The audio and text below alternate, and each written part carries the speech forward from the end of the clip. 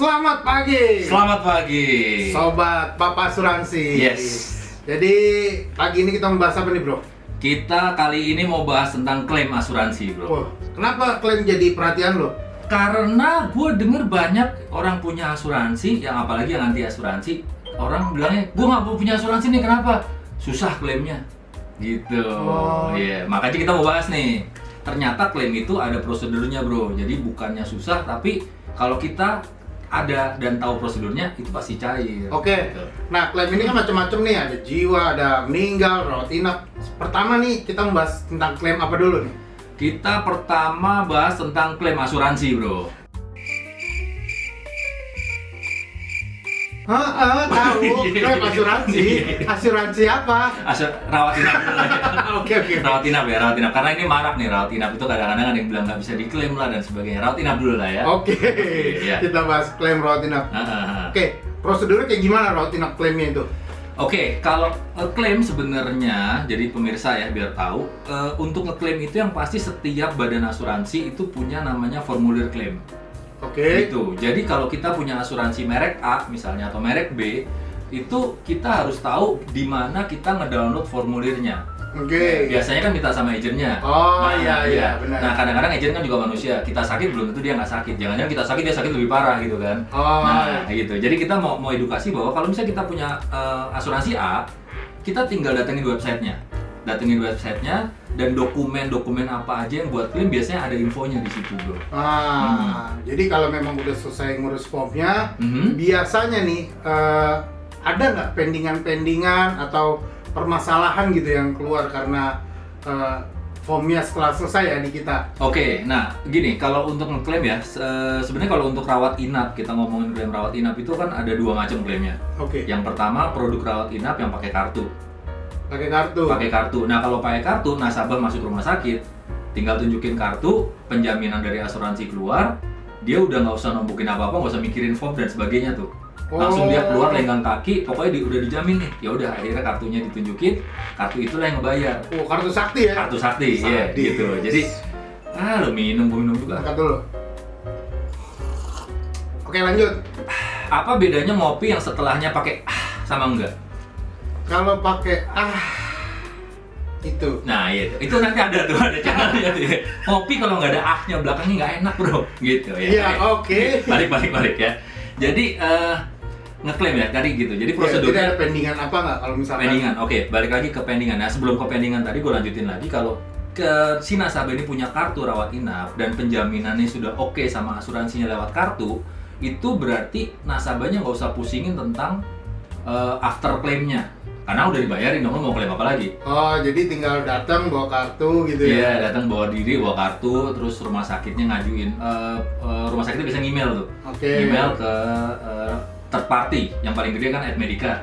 Third party, jadi nggak langsung ke asuransinya. Oh gitu, jadi ada badan lagi. Ada badan lagi gitu, Oke. badannya lagi. Nah, di Admedica ini biasanya udah banyak di rumah sakitnya, ada SOS dan sebagainya. Tapi paling gede saat ini Admedica ya. Jadi si rumah sakit memvalidasi kartunya, ini ada limitnya atau enggak, nah ini lewat Admedica.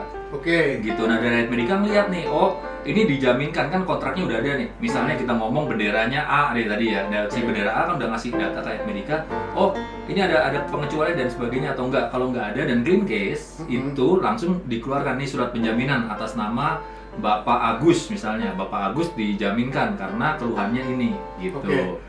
Nah, maksud gua effort sebagai nasabah tersebut ada nggak sih sebenarnya untuk pengurusan klaim ini? Effortnya sih nggak ada ya. Kalau misalnya pakai kartu, kita ngomong yang pakai kartu ya, itu tinggal waktu nasabah masuk rumah sakit ada dua channel. Yang pertama lewat dokter praktek, terus dokternya ngasih rujukan, oke, lu harus operasi ini, lu harus rawat inap. Oke. Dijadwalkan masuk rumah sakit lah. Oke. Gitu. Nah yang kedua biasanya emergency. Emergency. Jadi lewat UGD dulu, misalnya kecelakaan atau badan atau panas gitu. Oke. Nah lewat emergency, nah di UGD ditanganin, dokter jaga UGD-nya akan bilang, oh pak lebih baik rawat inap pak karena begini misalnya. Oh gitu. Nah itu channel masuk rumah sakit ada dua tuh biasanya tuh, UGD atau lah memang rujukan dari dokter. Itu case by case ya, maksudnya Case by case. tergantung si keperluan si nasabahnya itu ya, Ah, pasien itu. kejadian si pasien. Nah Oke. pada saat masuk rumah sakit kan pastinya ke admisi rumah sakit. Oke. Admisi rumah sakit. Nah, kita pendaftaran tuh. Nah, waktu pendaftaran si admisi rumah sakit pasti nanya, ini pribadi atau asuransi? Oke. Gitu. Ceritanya kita punya asuransi nih. Punya asuransi. Nah, kalau asuransi dia tanya kartunya ada nggak gitu. Oh. Nah, kartunya dikasih itu. Nah, untuk beberapa vendor kayak Medica, dia punya mesin kayak mesin ATM, mesin gesek. Kartunya tinggal digesek, keluar tuh limitnya. Oke. Kamar berapa dan sebagainya, pertanggungannya apa. Oke, sorry bro, gue potong. Nah, Misalkan case-nya si pasien ini ketinggalan kartunya atau lupa mungkin dia naruh di mana, jadi nggak dibawa lah. Itu bisa nggak tuh? Oke, kalau pengalaman gua ya yang gua pernah tahu, ada yang bisa, ada yang enggak. Jadi ada rumah sakit yang memang wajib menunjukkan kartu fisiknya buat Jadi digesek. tergantung rumah sakitnya. Benar Oke. gitu. Ada juga yang udah fotoin aja karena sebenarnya yang dibutuhkan itu adalah rumah sakit itu pengen tahu nih ini pasien beneran dijamin nggak sih sama Head Medica atau sama badan asuransi yang lewat Head Medica ini. Oke. Gitu. Dan penjaminan itu sebenarnya kita nggak cuman lewat mesin gesek taunya, tapi Oke. bisa juga telepon atau Bisa email. Bisa telepon, bisa email. Nah, kalau di kartu itu kan ada namanya, terus ada tanggal lahir, terus ada nomor polis gitu kan, ada nomor kartu. Ada data-data kita. Ada data-data, tapi biasanya yang itu. Nah, data yang nama sama tanggal lahir dicocokin sama rumah sakit sama KTP-nya pasien. Bener nggak? Jangan-jangan kartu lu gue yang masuk, kan bisa kan gitu. Bisa kan? jadi. Nah, bisa jadi kan. Nah, gitu makanya. Oke. Nah, dicocokkan. Nah, terus kalau data nomor polis itu akan dikonfirmasi ke Head Medica bahwa bener nggak nih orang punya pertanggungan asuransi yang masih berjalan. Oke. Nah, bisa aja lu beli asuransi 10 tahun yang lalu, ternyata 2 tahun lalu dan lu tutup. Tetap dibawa Di kartunya. bawah kartunya gitu. Ini gue punya kartu nih, padahal udah Udah, bayar, iya, oke, oke. bayar gitu. Nah, jadi si rumah sakit akan konfirmasi. Nah, yang gampangnya kan lewat mesin edisi tadi. Mesinnya Nah, bisa dilakukan di rumah sakit ya. Betul. Kalau misalnya ternyata dia nggak bawa kartunya, sebenarnya bisa telepon ke Medicanya. Oke. Gitu. Nah, intinya rumah sakitnya mau atau enggak, karena ada beberapa rumah sakit yang memang nggak mau ribet gitu, kayak nggak mau nolongin. Oh gitu ya? Iya, ada juga harus ada kartu. Ya kalau rumah sakitnya memang bilang harus ada kartu, ya mau nggak mau ya udah lu tombokin dulu, habis itu baru reimburse. Tapi kalau enggak, bisa prosedurnya adalah yang penting rumah sakit itu ngemail ke Head Medica, ngasih data, ini orang pasien ini dengan nomor kartu ini ingin dirawat dengan diagnosa ini. Nah, Oke. setelah email, rumah sakitnya telepon ke Head Medica. Nah, Head Medica akan proses tuh nanti, atau si provider ini lah, apapun Head Medica, SOS atau apapun juga GA atau apa ya, itu akan proses. Nah, nanti kalau surat penjaminan sudah keluar, oke, ini masuk dalam proteksi yang dia punya. Oke. Gitu. Nah, udah ada surat penjaminannya, ya udah pasti bisa langsung masuk lengan kaki tanpa kartu. Oke, Gitu. jadi better sih kartu itu tetap ada di. Betul. di bawah Minimal terus ya. fotonya, bro. Foto kartu itu ada di handphone lah. Itu masih bisa ya. Masih bisa. Gitu. Jadi memang tetap Mm. antara Ya, itulah. betul. Nah, gitu. Terus tadi kan lu nanya nih untuk ngurus klaimnya kan. Oke. Nah, ngurus ngurus klaimnya. Jadi ngurus klaimnya itu kalau misalnya di luar kartu ada beberapa macam sih memang yang membuat kita harus ngurus klaim reimbursement. Contoh. Contoh yang pertama tadi kartu ketinggalan, mau nggak mau. Terus rumah sakit nggak mau kasih jaminan kan. Oke. Ya mau nggak mau kan kita reimburse Reimburse. gitu. Yang kedua, jadi orang yang punya asuransi itu belum tentu kan waktu masuk itu sehat 100%. Ada yang namanya pre-existing condition. Jadi pre-existing condition itu dia udah pernah sakit sebelumnya. Misalnya contoh paling gampangnya adalah gua dulu pernah patah pasang pen. Oke. Habis itu baru gua bikin asuransi misalnya ya. Hmm. Nah, waktu gua bikin asuransi yang setelah gua patah pasang pen, itu kan operasi tangan gua akan dikecualikan untuk cabut pen. Oke.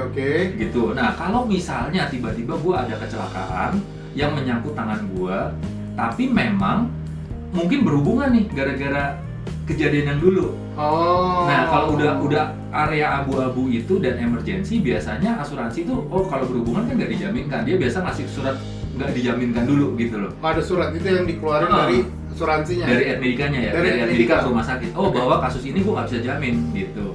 Jadi sebenarnya kalau lebih dalam lagi tektokannya adalah rumah sakit minta permohonan penjaminan, terus asuransi ngasih surat persetujuan penjaminan. Itu yang paling gampang kan. Oh, Dimohon langsung disetujui Mm-mm. gitu. Nah, kalau ada kasus-kasus yang seperti itu biasanya ada tektokan namanya form medis lanjutan. Jadi medis lanjutan itu terjadi ketika si rumah sakit ngemail ke asuransi, terus asuransinya ke Head Medica ya, sorry ya. Jadi rumah sakit ngemail ke Head Medica yang lihat, oh ini kayak gue perlu tanya ini tanya itu. Nah, ngasih form pertanyaan. Nah, form pertanyaan ini harus dijawab sama dokter dokter rumah sakit itu, lalu dibalikin lagi, jawabannya dibalikin lagi ke Admedica. Itu, dari yang form itu kan dari agennya berarti? Oh bukan, kalau itu langsung tektokan rumah sakit sama Admedica. Oh jadi pasien pun sebenarnya tinggal istirahat aja? Tinggal istirahat aja, benar. Agent pun juga sebenarnya nggak berguna di sana. Nah gunanya apa adalah kadang-kadang begitu rumah sakit ngasih permintaan penjaminan, Admedica udah ngebales ini ada pendingan, rumah sakitnya nggak ngecek email.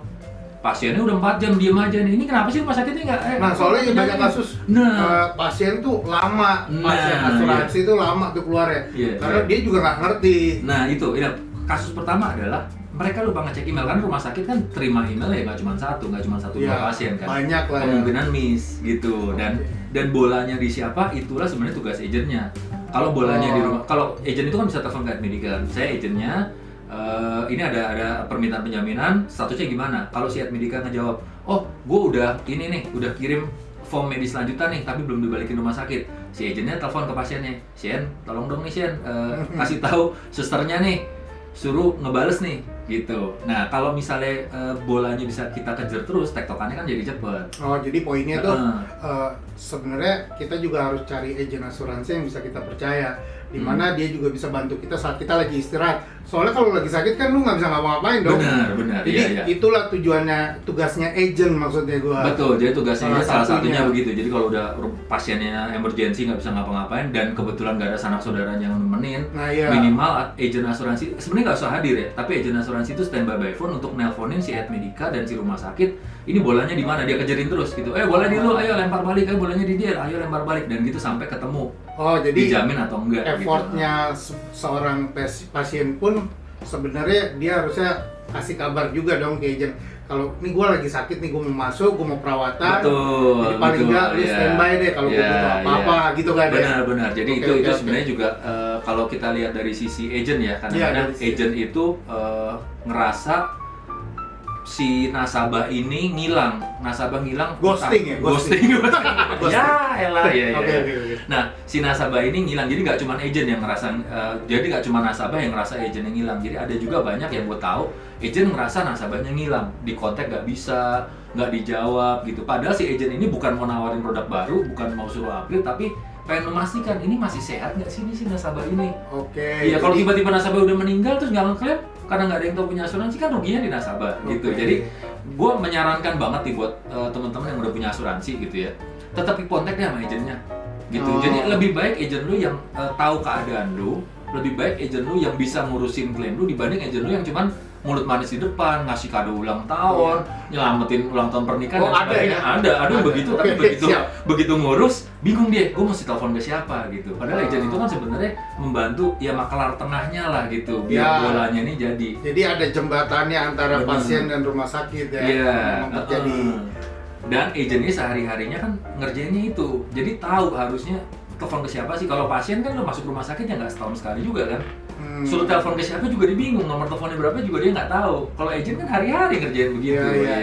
Nggak mungkin setahun nggak ngerjain sama sekali kan. Ya, at least agent pun sama kliennya si nasabah punya hubungan tuh baik kan. Betul, ya. Jadi komunikasinya itu baik. Jadi apapun yang terjadi, mau tidak terjadi apapun, it's okay. Benar, iya. Dan juga jangan malu-malu kalau sampai agent ini nawarin produk lagi dan kita nggak butuh, bilang aja nggak butuh. Emang agentnya mau ngapain sih? Ya, gitu. Soalnya gua kan dari sisi nasabah ya, banyak juga tuh yang terganggu gua.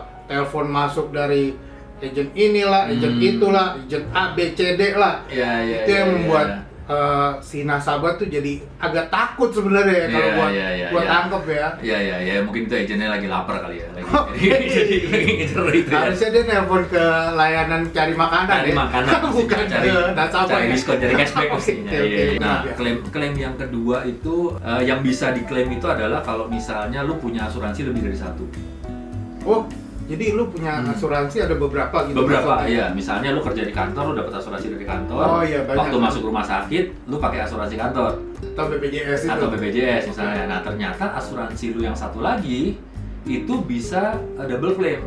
Dalam arti kata double claim itu adalah harian rumah sakitnya, misalnya lu rawat inapnya 5 hari, satu harinya 2 juta, ya udah diganti 5 kali 2 juta, lu dapat 10 juta. Nah, itu kan harus lu claim. karena nggak pakai kartu tadi kan. Oh iya gitu. Oke. Nah ada produk-produk baru juga yang gue tahu dari asuransi.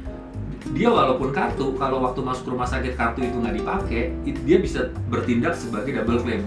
Jadi misalnya tadi lu dapat dari kantor nih, asuransi X gitu, lu punya sendiri asuransi individu, asuransi A. Nah asuransi A ini kan nggak lu pakai waktu masuk rumah sakit, itu pakai yang kantor punya kan. Nah si asuransi A ini bisa lu klaim misalnya 1,5 juta per hari. Gitu. Jadi lu nggak rugi juga kan. Nah, untuk ngeklaim ini lu butuh tadi. Jadi ke websitenya si asuransi A. Balik lagi yang ke tadi. Lu download form klaimnya. Pakai asuransi kantornya dulu. Kalau memang ternyata kurang, nah kita bisa double claim ke asuransi yang satunya. Betul. Nah, kalau kita ngomongin kurang, ya itu kalau ngomongin kurang beda cerita lagi. Misalnya rawat inap lu total biaya 50 juta. Iya kan, asuransi kantor lu covernya cuma 30 juta. Nah sisa 20-nya gimana? Nah lu bisa namanya koordinasi manfaat. Namanya koordinasi manfaat. Nah itu bisa 20 jutanya diklaim. Tapi kalau misalnya ternyata billing lu 50 juta, asuransi kantor lu udah cover semua 50 juta. Ini kan si asuransi personal lu nggak kepake nih. Ada beberapa produk yang ini bisa lu klaim per harinya. Lu masuk 5 hari, seharinya 1,5 juta. Misalnya lu dapat 7,5 juta nantinya. Jadi gitu. Ini kan berguna berarti buat misalkan nasabah-nasabah yang kerjaannya buka toko atau punya usaha sendiri. Nah karena dia sakit otomatis dia nggak ada masukan dong. Iya benar. Nah, berarti buat itu gunanya. Betul, gunanya buat itu, buat penggantian harian gitu. Jadi kita dulu pernah buka toko ya. Jam 4 pagi gitu ya pakai linggis. Kita kerjanya buka toko. Iya ya. Oke. Nah sekarang balik lagi ya prosedur klaim ya. Prosedur klaim yang pasti tahu, kalau gue ringkas nih ya. Yang pertama tahu bendera asuransi yang lo punya apa. Kedua tahu websitenya apa. Websitenya. Ketiga lu buka website yang lu cari prosedur klaim. Ini anggap aja agentnya ghosting ya. Menghilang. Habis sign kontrak menghilang. Gitu. Ternyata lu tanda tangan ya sama orang yang punya ilmu. Dia menghilang. Gitu. Nah, jadi lu cari tahu. Jadi form apa sih? Nah, form klaim itu biasanya dijelasin. Dia ada tuh form klaim kematian, form klaim sakit kritis, form klaim rumah sakit, rawat inap, form klaim cacat tetap dan sebagainya. Pokoknya semua produk dia ada. Nah, di kasus ini rawat inap berarti lu download form klaim rawat inap gitu. Biasanya form klaimnya ada 2 lapis, 2 lembar gitu. Yang satu berapa lapis? Ratusan. Lanjut. Oke. 2 lembar. Yang pertama yang lu yang ngisi, kan lu yang mau ngeklaim. Lu yang ngeklaim, lu yang ngisi, lu yang tanda tangan. Yang kedua siapa yang ngisi? Dokternya. Iya betul. Jadi dokternya tuh ditanya, ini sakitnya mulai dari kapan, gejala pertama kali dirasakan kapan, masuk rumah sakitnya kapan, keluarnya kapan gitu, dan diisi semua tuh diagnosanya. Habis itu dokter tanda tangan, cap rumah sakit, stempel rumah sakit gitu. Emang kenapa? Emang ada kasus apa sampai sepenting itu? Ya memang biar legit aja lah gitu lah. Jadi memang ini dokter yang ngisi, dokter tanda tangan, terus stempel rumah sakit itu udah wajib lah. Jadi pastikan kalau lu pengen ngeklaim rawat inap, surat keterangan dokter yang diisi itu harus ada, harus ada tanda tangan dokter dan cap rumah sakit. Dan pastikan surat keterangan dokter formatnya sesuai di website. Gitu, ada yang beda memang? Ada yang beda, jadi gini. Waduh. Gue pernah dapat kasus itu. Gue udah kasih nih surat keterangan dokter yang versinya nasabah yang memang harus ditandatangan ya, versinya asuransi yang sekarang. Gitu. Rumah sakit dia bilang, asuransi ini, gue ada suratnya, tenang aja. Ternyata beda versi, itu yang buat corporate. Gitu. Nah si nasabah kan, yaudah sama aja, agent gue bilang A, rumah sakit dia bilang B, yaudah sama aja lah. Percaya lah, maksudnya pasti percaya sama dokter kan. Gitu. Nah dokter yang ngasih kagak bisa diklaim karena beda format. Gitu. Jadi pastikan agent lo yang ngasih atau memang lo download dari website sendiri. Kalau di rumah sakit mungkin ya, gue nggak bilang semua admin rumah sakit nggak tahu, tapi mungkin nggak tahu mereka. Dia pikir form mereknya G, mereknya C, mereknya D, ya itu doang gitu. Padahal ada beberapa gitu ya. Jadi form klaimnya harus pasti disiapkan gitu. Terus form klaim yang lo tanda tangan sendiri, lo isi sendiri. Habis itu kalau untuk ngeklaim pastinya kwitansi rumah sakitnya. Kwitansi billing, jadi lu keluar rumah sakit kan dapat semua tuh. Ya? Bukan kwitansi bengkel. Nah, kwitansi pasar nggak bisa? Kuitang ada.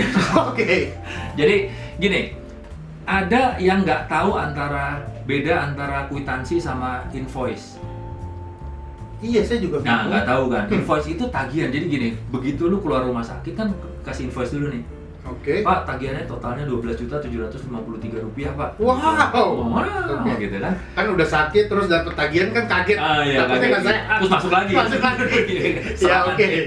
Nah, udah dapat tagihan, lu lihat oke lah, gue bayar, keluarin ATM bank buat gesek gitu kan, keluarin kartu kredit buat gesek, tak kelar gesek, udah dapat yang namanya stroke, namanya kan stroke kan gesek, stroke. Ya lanjut. Ya, dapat stroke karena lu gesek dari bank kan. Nah, stroke itu nggak bisa dipakai, invoice yang dicodorin kagak bisa dipakai juga. Jadi memang rumah sakit harus print lagi yang judulnya kwitansi atau receipt. Ada tulisan tapi kan kwitansi ya, dan invoice itu kan ada. Iya, jadi tulisannya kwitansi atau receipt lah kalau sok ke Inggris gitu, receipt tulisannya. Oh, deso itu. Nah, deso kwitansi. Oke, siap. Gitu ya.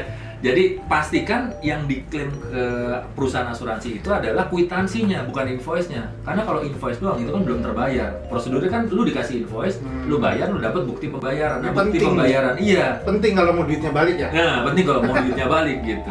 Jadi ada duitnya sisi ke sini, lu balik lah duitnya. Gitu.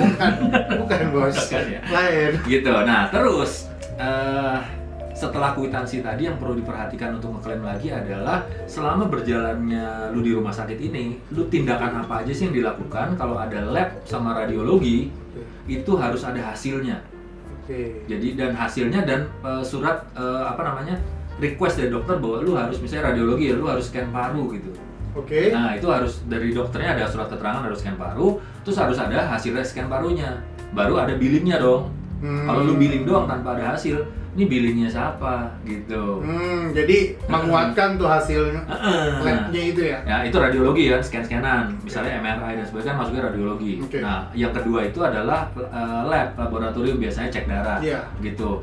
Nah, misalnya ada tagihan nih, cek darah lengkap 2.700.000 misalnya. Hasil cek darahnya lampirin. Gitu. Dan permintaan cek darah dari dokter itu juga dilampirin. Gitu. Kalau enggak, lu ngecek darah kan bisa terserah lu dong. Oke nih, lu mungkin darah tinggi nih, misalnya ceknya kan paling ini gitu. Ternyata lu bilang, gue mau sekalian nih kemarin habis nggak bener nih, gue pengen cek HIV misalnya gitu. Kenapa? Iya kan. Lu mau cek HIV? Enggak. Oh iya. On ya. Gitu, misalnya gitu ya, mau cek HIV gitu. Kemarin habis ketusuk ternyata ada jarum gitu kan. Jarum. Iya. Di bioskop kan. Jurus ini. Terus. Nah, itu cek HIV kan nggak sesuai dengan diagnosa dokter kan. Nah, cek HIV nanti bisa di-take out sama asuransi. Ini apa-apaan sih lu cek beginian gitu. Nah, terus ada satu pertanyaan nih. Nah, iya. Itu ada jangka waktunya nggak untuk menyerahkan dokumen itu ke pihak asuransinya atau gimana? Ini kan kita bahas rawat inap ya, rawat jalan. Rawat inap dong, rawat inap ya. Okay. Reimburse rawat inap ya.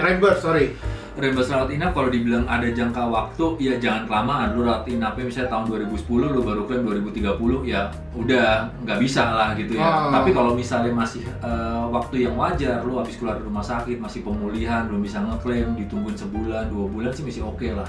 Jangan kelamaan lah pokoknya. Kalau asuransi sendiri sebenarnya menerapkan kalau nggak salah ada yang 15 hari, ada yang 30 hari, ada yang 3 bulan. Tapi setahu gua yang pernah gua alami, walaupun dia tentuin 1 bulan ya, lewat pun dibayar kok sama dia. Nah, gimana kalau kasusnya kan banyak nih udah sakit, sembuh, keluar tapi harus ada rawat jalannya nih, Bro. Nah, dokter kan suruh nanti balik lagi ya. Pasti kan? Hampir semua kasus sakit tuh ada tuh. Itu gimana tuh? Masih bisa. Jadi kalau tergantung produk lagi ya, balik lagi ya. Tapi kalau produk kita adalah produk yang pakai kartu rumah sakit yang tadi bisa cashless ya. Nah, itu biasanya bisa. 99% gue temuin bisa lah. Nggak ada yang nggak bisa. Jadi tergantung waktunya. Jadi dia bisa setelah lu rawat inap. Misalnya rawat inapnya tanggal 1 Maret sampai 10 Maret gitu ya.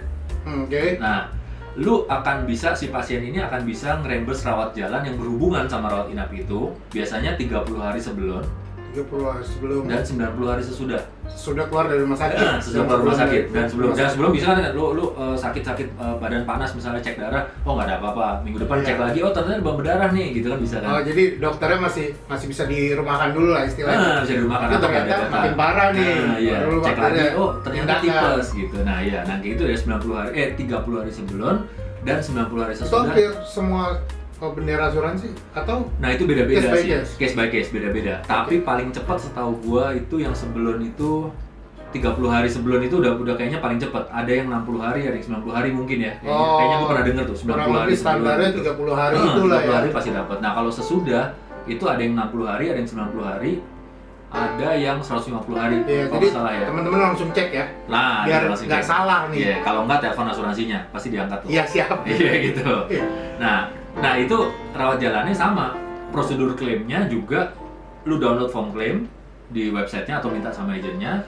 Form claimnya lu isi sendiri, form surat keterangan dokter diisi sama dokter. Dokter gitu, tadi ya. Gitu. Jadi yang dari asuransinya, dari pihak dokter. Betul. Jadi keterangan dokter. Jadi kalau dokter yang ngerasa keterangan, lampunya dikecilin. Oh, lampunya dikecilin gitu. Iya gitu. Oke. Nah itu kalau klaim rawat inap paling gitu aja sih. Rawat inap tadi kan rawat inap udah, rawat jalan udah. Nah, rawat jalan udah. Terus reimburse juga udah berarti. Reimburse juga ada. Nah, case by case-nya ada begini lagi kalau kita ngomongin kartu kesehatan ya, yang rawat inap. Ada, jadi kartu yang lu punya cashless itu sebenarnya nggak cuma rawat inap doang yang di cover. Maksudnya? Jadi ada beberapa rawat jalan yang di cover juga. Contohnya? Contohnya satu, kalau rawat jalannya karena kecelakaan. Jadi tabrakan motor, mau nggak mau ke UGD, di UGD cuma ditanganin 2-3 jam, akhirnya bisa sembuh, nah itu bisa direimburse tuh. Jadi rawat jalan darurat karena kecelakaan, itu bisa. Kecelakaannya apa aja berarti kan? Apa aja kecuali hamil kecelakaan, Bu. Itu nggak boleh. Kecelakaan ya? Kecelakaan, ini kan aku ngomongin kecelakain kayaknya. Kecelakain. Iya, oke. Gitu, hamil bro. Kebetulan 9 tahun udah. Iya. Oke, lanjut. Nah gitu, nah terus yang kedua adalah kalau ada operasinya. Ada operasinya, misalnya contoh operasi pasang pen, nggak perlu nginep kan? Gitu. Kemoterapi, misalnya kemoterapi ada yang pagi di kemo, siang selesai, sore diobservasi, bisa pulang, nggak usah nginep. Tapi kan misalkan dia jatuh kepleset gitu di kamar mandi, itu kasusnya bisa disebut kecelakaan? Bisa dong. Oh gitu ya? Kecelakaan, semua kecelakaan, kepleset di kamar mandi lah, jatuh dari genteng lah. Kaget kucing lewat gitu terus serangan jantung. Iya. Oh, itu rawat inap maksudnya. Kan stroke. Oke. Iya, gitu. Jadi kecelakaan bisa apa aja. Jadi dan itu kalau karena kecelakaan UGD-nya bisa diklaim maksimum 2 kali 24 jam ya setelah kejadian. Oh, 2 kali 24 jam setelah kejadian. Kamu harap lapor. Lapor Pak RT. Iya. Gitu, jadi 2 kali, jangan kelamaan, keplesetnya sekarang, minggu depan baru berasa, kayaknya nih nggak enak nih tuh lagi. Nggak bisa, iya.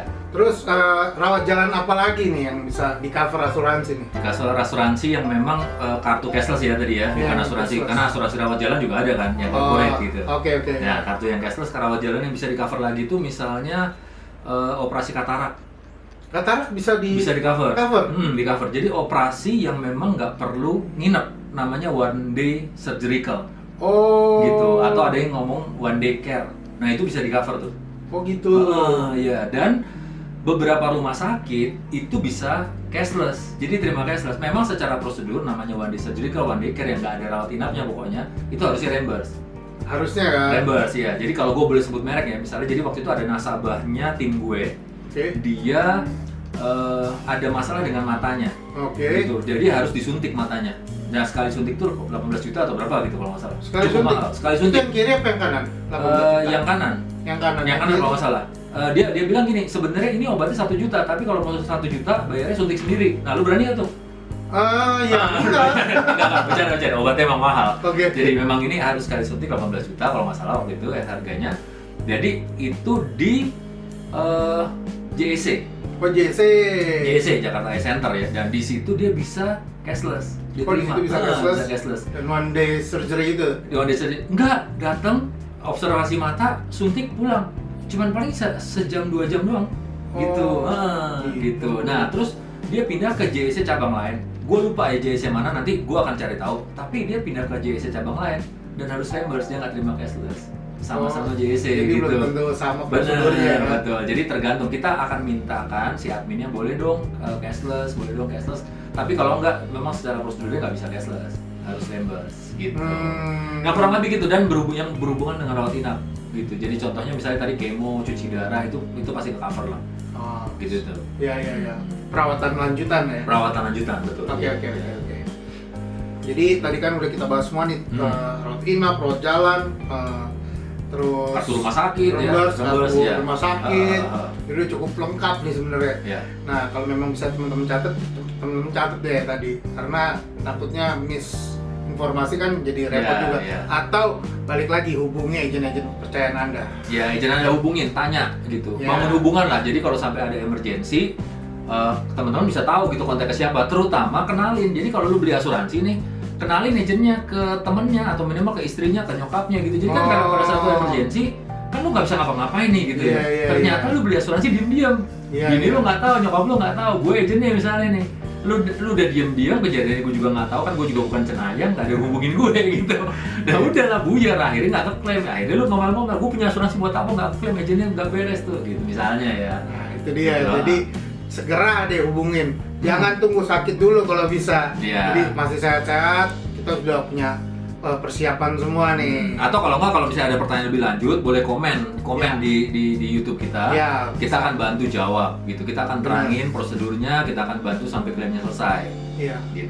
Boleh add IG kita juga ya? Boleh. Nanti dicantumin di bawah ini ya. Ya, nanti di keterangan kita akan cantumkan. Oke, siap. Gitu. Thank you, bro. Oke. Kita akan bahas lagi pembahasan-pembahasan yang pasti seru di kedepan harinya. Ya, dekat-dekat lagi pasti kita akan bahas tentang gimana klaim rawat inap tadi udah klaim meninggal. Sakit kritis. Oke, jadi dekat-dekat lagi kita akan bahas tentang klaim sakit kritis. Oke.